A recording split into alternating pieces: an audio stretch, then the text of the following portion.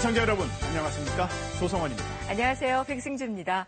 오늘부터 새롭게 남북개창 진행을 맡게 됐는데요. 북한의 변화와 실상들 정확하게 전해드리도록 노력하겠습니다. 네, 새로운 진행자와 함께하는 남북개창, 오늘 주요 소식부터 보시겠습니다.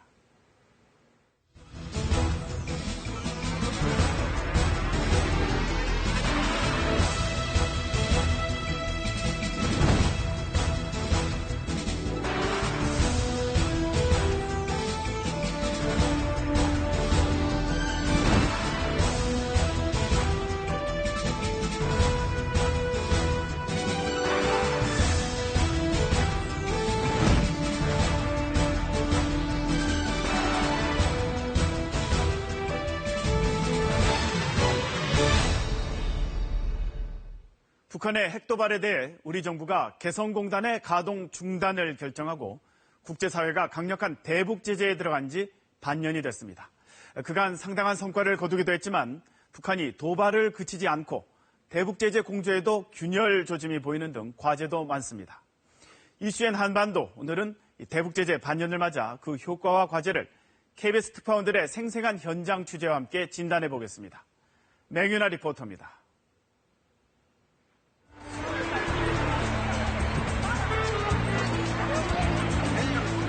도시 곳곳에서 개발 열풍이 불고 있는 러시아 극동 지역 블라디보스토크입니다. 공사 현장에서 안전장비도 제대로 갖추지 못한 채 위태롭게 작업하고 있는 이들, 북한 노동자들입니다. 아침에 기사장에서 깨가서 빵 먹고 나가서 또 70일을 가정을 해야 되니까 빵을 드시고 이제 그리고 460을 썼으니까. 이렇게 일해서 버는 한 달 수입은 4만에서 7만 루블. 우리 돈 60만 원에서 110만 원 정도인데 75만 원 정도를 상납해 번 것보다 많이 떼이기도 합니다. 원래는 재작년에서 그 지방에서는 한 달에 3천 원, 그러니까 3만 원 정도 하는 게 지금에는 제가 시세가 올라가다 그래서 얼마. 주말 오후 일상생활을 비판하고 국가의 상납금을 내기 위해 북한 노동자들이 숙소로 모여듭니다. KBS 취재진은 북한 노동자들에 대한 지시 내용을 입수했습니다. 국가에 대한 상납금, 국가계획분을 잘 내고 외부인이 사진 찍는 걸 조심하고 남조선, 즉 한국 상품을 사지 말라는 내용 등이 적혀 있습니다. 강력한 대북 제재에 직면한 북한은 외화벌이를 위해 최근 이 같은 노동자 수출을 우회 수단으로 삼고 있습니다. 러시아에만 2만 명, 전 세계 5만 명 넘게 파견해 한 해 2억 달러, 우리 돈 2,300억 원가량을 벌어들입니다. 러시아 국경 건너 북한과도 국경을 맞대고 있는 중국 훈춘입니다. 줄지어 걸어가던 여성들이 미리 도착해 있던 다른 100여 명의 여공들과 조를 지어 건물 안으로 들어갑니다. 중국 봉제 공장에 들어간 이들, 역시 북한 노동자입니다. 조선족 분이세요? 저는 어디서 왔어요? 네? 지금 얼마 됐어요, 이제? 석 달. 이처럼 훈춘 일대 공장에서 일하는 북한 인력은 1,500명 정도. 여기에 중국 의류 봉제업체 야가얼이 5,000명가량을 추가 요청한 사실도 확인됐습니다. 특히 주목되는 건 이 지역에 진출할 북한 인력입니다. 그 대상자가 개성공단 인력이에요. 일반 인력들은 아니고. 그 공대 인력을 하루 이틀 만에 갖춰지는 게 아니기 때문에. 북한의 핵도발에 맞선 개성공단 가동 중단과 폐쇄 결정 이후 6개월. 개성공단을 통해 김정은의 통치 자금으로 흘러가던 600억 원 이상의 현금이 차단됐습니다. 대외 신인도 하락으로 북한의 특구 건설 계획도 타격을 입었고 주민들의 생활도 크게 팍팍해졌습니다. 개성공단에 쌀도 주고 쌀도 주고 했으니까 그다음에 뭐 부식물도 주고 다 했으니까 개성공단 원래 이랬었던 살기 이랬었던 지금 뭐 그 사람들 한번 실자랬지. 개성에 공장이 큰 보이시죠? 개성공단은 뭐 다 폐지되니까 개성 계속 사람들과 생활해야 하니까. 국내에서도 개성공단 폐쇄의 여지는 이어지고 있습니다. 개성공단에서 철수한 기업들은 정부의 정책 전환에서 비롯된 피해는 특별법을 만드는 등 보다 충실히 보상하라고 요구하고 있습니다. 저희들이 개성공단 다친 걸 기화로 해서 어떤 득을 보자는 게 아니고 정부가 최소한의 실질 피해에 대해서라도 보상을 해줘야 되는데 법이 없는 상태에서는 지금 해줄 수가 없기 때문에 이에 대해 정부는 그동안 피해 지원금을 지급하는 동시에 다양한 금융과 행정 지원을 했다는 입장입니다.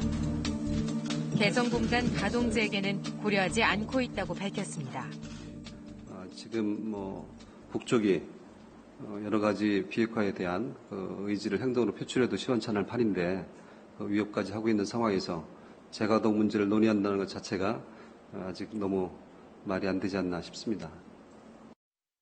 지난 1월 북한이 4차 핵실험을 강행하고 한 달 뒤 장거리 미사일을 발사하자 국제사회는 북한에 대한 제재 방안 마련에 들어갔습니다.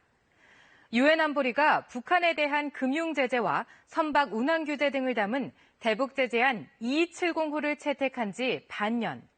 그동안 제재 이행 보고서를 낸 나라가 40곳을 넘었습니다. 특히 미국이 금융은 물론 통상과 인권카드까지 총동원해 북한을 압박했고 북한과 국경을 맞댄 중국 역시 대북 제재에 동참했습니다. 作为联合国安理会常任理事国，中国全面完整执行联合国安理会有关的决议。 시진핑 주석이 공식 선언한 중국의 대북 제재 참여. 이후 중국 단둥과 북한 신의주로 오가는 화물차 수가 급감하는 등 제재 효과가 가시화되면서 북한 주민들의 생활에 어려움이 감지되고 있습니다. 이 생각에는 좀 대단하다. 옛날에는 중국에서 중국산 제재가 많았습니다. 이 중국 가들이 자체가 문 다 닫았으니까. 무슨 중국 상품이 많이 들어가니까 하지만 최근 한두 달 사이엔 다른 흐름도 포착됩니다.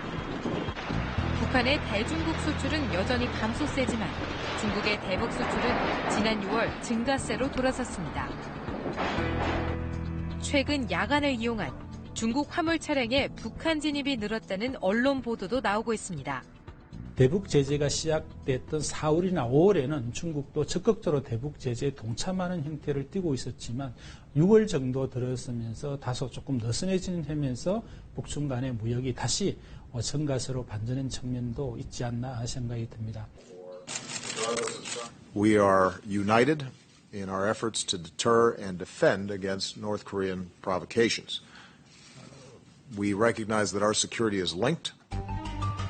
미국은 북한과 거래하는 중국 기업과 은행까지 제재할 수 있는 세컨더리 보이콧 조항이 담긴 행정명령을 시행했습니다.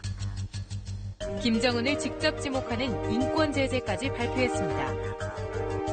미국의 이 같은 대북 제재 정책은 오바마 정부의 대이란 핵협상 성과와 관련지어 이해할 필요가 있습니다.